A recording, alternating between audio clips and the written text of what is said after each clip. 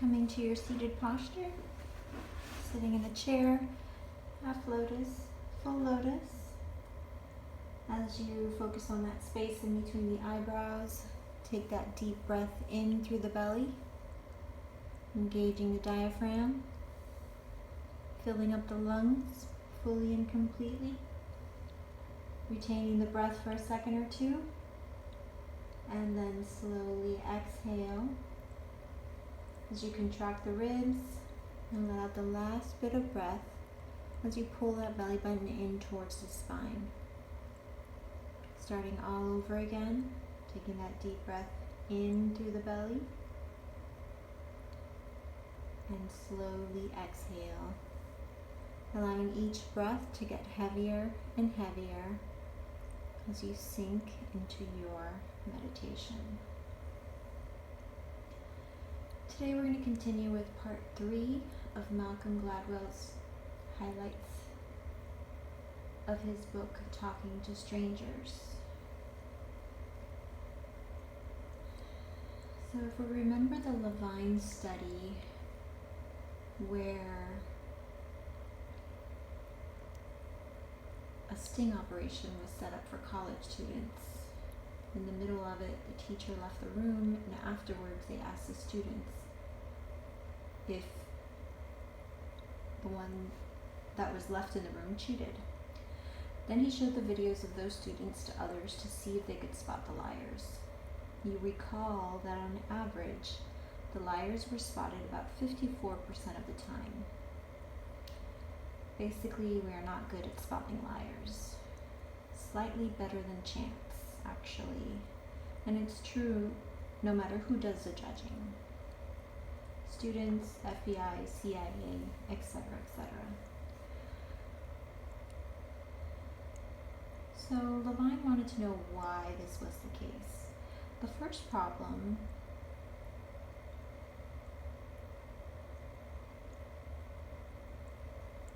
is what we talked about previously, which is the default to truth theory.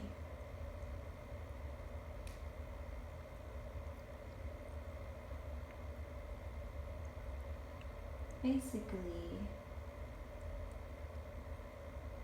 Levine was struck by the finding that most lies are detected only after the fact, weeks, months, sometimes years later. He wanted to know what happens at the moment someone tells a lie that specifically derails us.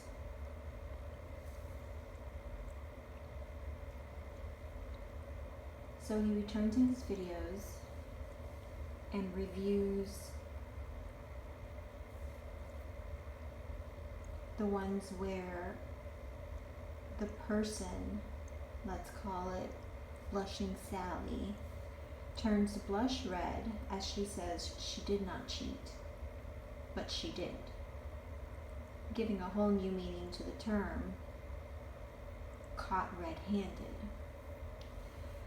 Then he finds another video. This time it's a super nervous lady that is constantly playing with her hair, and he called her Nervous Nellie.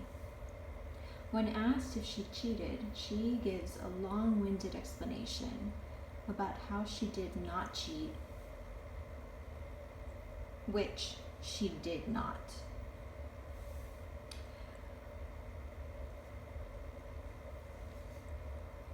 When replaying these videos, everyone got Blushing Sally right. However, when replaying the Nervous Nellie video, at times over 80% got it wrong. Levine said that this is the assumption of transparency in action. We tend to judge people's honesty based on their demeanor. Well-spoken, confident people with a firm handshake, friendly and engaging, are believable. Nervous, shifty, and uncomfortable people who give windy explanations are not seen as believable. So according to the Levine's study, the people we all get right are the ones who match whose level of truthfulness happens to correspond with the way they look. The example, blushing Sally.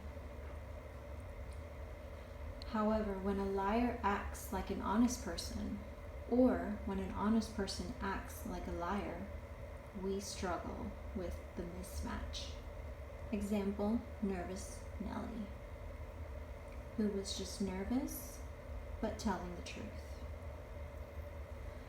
The most disturbing of Tim Levine's findings was when he showed his lying videotapes to a group of seasoned law enforcement agents with 15 plus years in interrogating experience. He found that on match senders, the blushing Sallys, they got every one right. However, on mismatch senders, the nervous Nellies, they got 20% right. He says, we don't need help with the match senders. In general, us civilians and regular people will get about 70% of the match senders correct. But it was shocking to find such a low percentage for these experienced individuals, judges, CIA, FBI, police officers. He says we need help with mismatched strangers, the difficult cases. So we will continue with part 4 next week. Right now, just want you to focus on taking that deep breath in through the belly. As you exhale, slowly start to wiggle your fingers, wiggle your toes, nod your head right to left. Taking another deep breath in through the nose, and on that exhale, gently open your eyes. Namaste.